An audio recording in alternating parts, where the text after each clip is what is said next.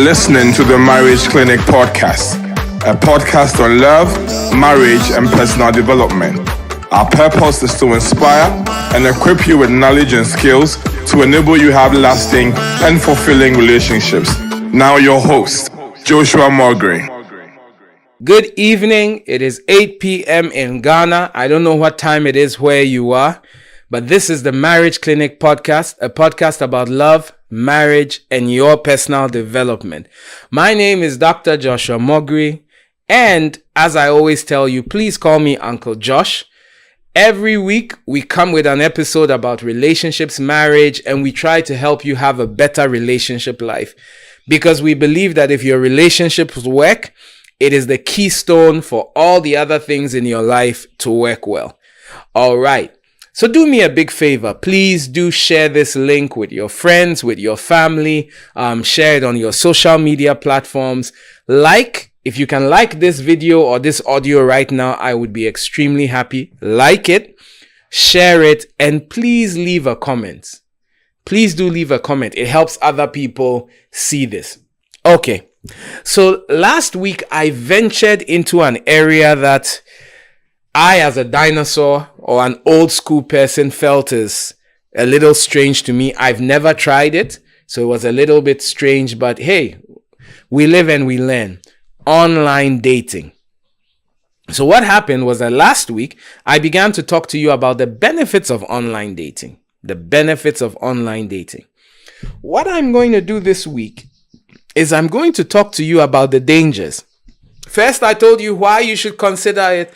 Now I'm going to tell you why you should be careful with it. And then if you still want to do it next week, I'm going to talk to you about the do's, and subsequently I'll talk to you about the don'ts of online dating. So let's get into it. What are the dangers? So let's say, for instance, you've decided that you want to try out online dating. You've created your profile. You've gone on the app. You've logged in all the information, your height, your educational level, the kind of people you like, whether you are open to celibate relationships or promiscuous relationships. You've put in all that information. Then you've put in what you are looking for, what you would prefer in a man or in a woman, and so on and so forth. So now let me tell you the dangers of where you are. Number one is misrepresentation. You see, when I was younger, and we had to see people on printed pictures in an album. When I was growing up, I'm not that old, but I still grew up in the period where you go to people's houses and there's an album on the table. Or if someone wanted to recommend their friend, they would go and take a picture of the person and then put it in an envelope and post it to you and say, what do you think of this, my friend? Now, when you saw the picture, you'll be like, oh, he's handsome, or oh, she's pretty, or oh, she's okay. And a lot of the time, when you met the person, what you hear people say is that, wow, you are more beautiful in person than you are in your pictures. In today's day and age, with filters, with computer programs, with AI, I beg you, any picture you see online about someone you have not met, downgrade the person in your mind by like 50%. Because the truth is, now with editing, someone who is heavy can look slim, and someone who is slim can look heavy. Someone who is dark can look lighter. So there is misrepresentation on dating platforms. And the truth is, people lie. So he may say, oh, I'm 5'6", and actually he's 5'2". Okay, so there's misrepresentation where people tell lies. Oh, I work with so-and-so bank, and really he works from Bank of the House. He's sitting at home. So once you're going into the online scene, remember that a lot of people misrepresent, a lot of people embellish what they put out there, and a lot of people also do not tell the truth. So there's misrepresentation. Then the second thing is that there's what we call catfishing and fake profiles. Catfishing is when someone takes a picture of another person, puts it up, and pretends to be the person and starts talking with someone. I know people who have been talking to somebody I've heard, of people who have been talking to someone for 5 years. When they finally meet in person, they realize that she said she was a tall, fair lady, and actually she's a short, obese lady. And she looks nothing like the picture. Whose picture is it? It's one of her classmates she put up. All right? So you need to understand that when you decide to go for online dating, until you've met the person in person, and we don't advise you rush into meeting in person, I'll talk about all of that, is that you are not completely sure, you're not 100% sure if the person you are talking to is actually the person you are talking to. Heard a funny story where a lady set up a profile and said hi to her husband, and her husband was chatting with her for about 3 months, and then she asked the husband for, as a side chick, she asked the husband for some money because she wanted to come and visit, and the husband sent the money to that particular line, and then the husband got up, it was raining, and said, I have to go into town to do 1 or 2 things. And she said, don't worry, I'm the one you send the money to. So you could be I'm wondering how the house was that evening, but you can be catfished. Then the next thing is that sometimes it's an online scam and it's fraud. Sometimes you're targeted. They realize that you're a lonely, wealthy lady, or you are a lady of means, but you've reached an age where proposals are few, and this young, dashing guy begins to say things to you and maybe dating you just because they want to scam you. The next thing they are telling you, oh, there's this exam they need to write, and they need your credit card or your debit card PIN to be able to pay for it because of so and so, and they could swindle you. So sometimes online dating, there's fraud, there are scams out there, and there are people who recently, I think in the news, the police told us in Ghana, where a guy was chatting up a lady, and then the lady invited him to come to somewhere in Tema. And when he got there, there was a gang of guys there that beat him up, took his phone, and took other things from him with the lady watching. So yes, there are scams and there's fraud. Then there's also the privacy and security issues. Your online data could be stolen. Your online personality could be taken just because you are chatting with the wrong person. So you're saying, Uncle George, now if there's a situation I won't do it again, you will do. But so I want you see, I'm here to help you avoid mistakes. I'm here to help you avoid mistakes. So let's remember that. Then there's also, you become emotionally vulnerable. Emotionally vulnerable. I know people who have, in chatting with people, they get close, then the person says, oh, send me a nude picture, and you get comfortable sending it. Then all of a sudden they turn around and say, if you don't send me money, I'm going to release these nudes.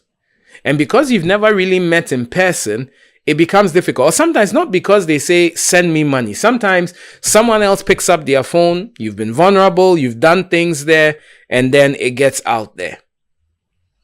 All right? Now, it also is problematic for people who really click on face-to-face interaction. Online dating is not very helpful. Some people can do online dating easily. Others can't. I can't do online dating. Ask my wife. Even phone calls. I like to be able to see you. I like to be able to read body language. I like to be able, because communication is over 80% your body language. So you will lack that face-to-face interaction, and that also sometimes creates problems. Then the next one is ghosting. What is ghosting? Ghosting is when you just disappear.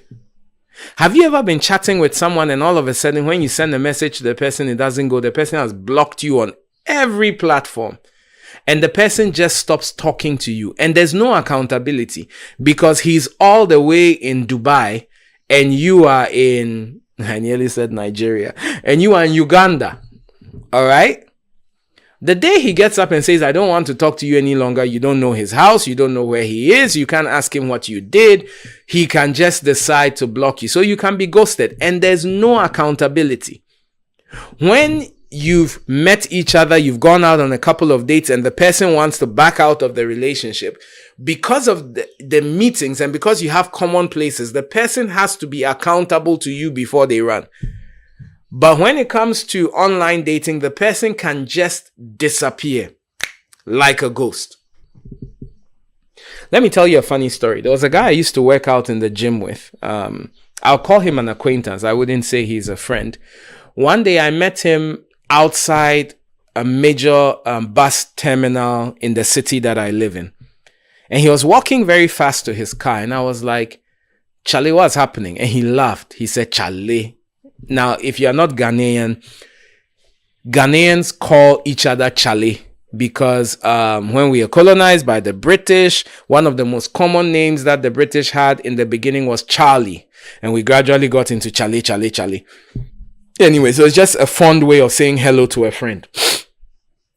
Now, I asked him why he's laughing and why he's walking so fast to his car. He said he met a girl in Kumasi and they had been chatting on Facebook and he really liked her pictures and so on. And he sent her money for her to take a bus. Now, from Kumasi to the city I live in is, on a good day, 6 hours.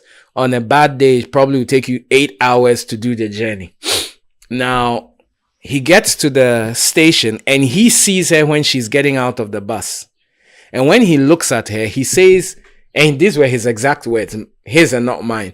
He said, her body isn't the type that I like. So I have left and put off my phone. So when we talk about ghosting, these are some of the risks. He saw her from a distance. He knows her. She doesn't know him too well. He looks at her from head to toe and he shut down his phone. How she would get back to Kumasi, what she's going to do, only God knows. But he ghosted her. That guy is an idiot, as I even think about it. At least he should have sent her lorry fare back. But anyway, he shouldn't even have been doing that in the first place. But let's leave that for another day. So, ghosting is a challenge that you will have. Then sometimes there's stalking and harassment. You could be dating a crazy person online. And all of a sudden, the person starts looking for you at the workplace. You leave your car park. The person is standing outside. You're going to church. The person is in your church. A lot of people deal with mental health issues. Almost everybody on this planet has had a mental health episode. Unfortunately, sometimes some people's situations are worse. And because you are not sure about who you are dealing with, she may look fine on paper, but she may be cray-cray. I mean, like crazy. She may need help, both deliverance and antipsychotic drugs. Yeah, so that's there. All right. And the last one that I'll talk about, we're running out of time. I have so many more, but the last one that I'll talk about is there's limited chemistry. You are not too sure how you click. You're not too sure how you click. Even with friends, there are some friends that I'm much closer to on WhatsApp, but when we meet in person, we don't flow the way we do on WhatsApp. All right. So sometimes when you finally meet in person, what you thought was chemistry, you can't tell if the person has bad breath over the phone. But when you're sitting across the person says Gapoha and you are hit with there's a lot more going on there. So these are some of the dangers of online dating. I want you to think about it. Listen, I'm here to help. I'm here to put out information. I hope I have helped you. Take good care of yourself. And hey, we'll talk again. All right. So please share this with our friends. Next week, I'll be back with the do's and then we will go to the don'ts and you will completely have a platform for online dating. And if after that, you have a problem, don't come and say, Uncle Josh, it's you. So, hey, we'll be back with Ask Uncle Josh. Take good care of yourself and see you next week. Bye-bye.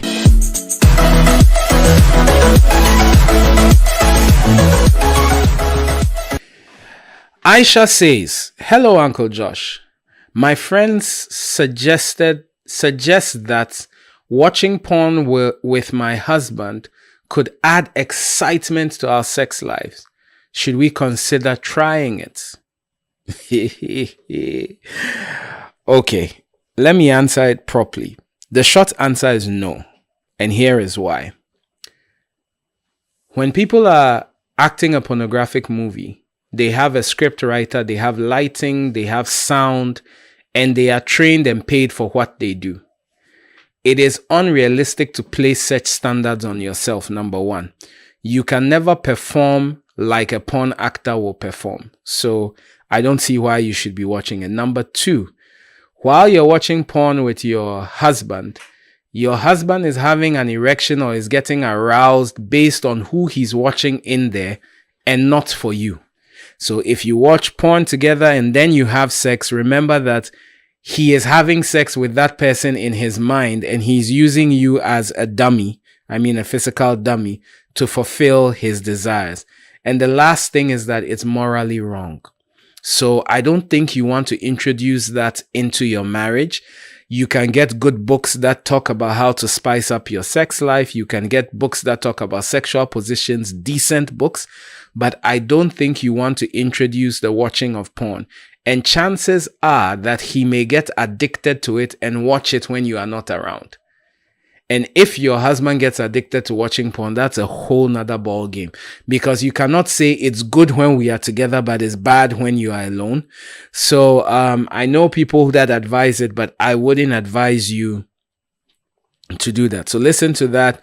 Please do not introduce pornography into your marriage. It will not help you.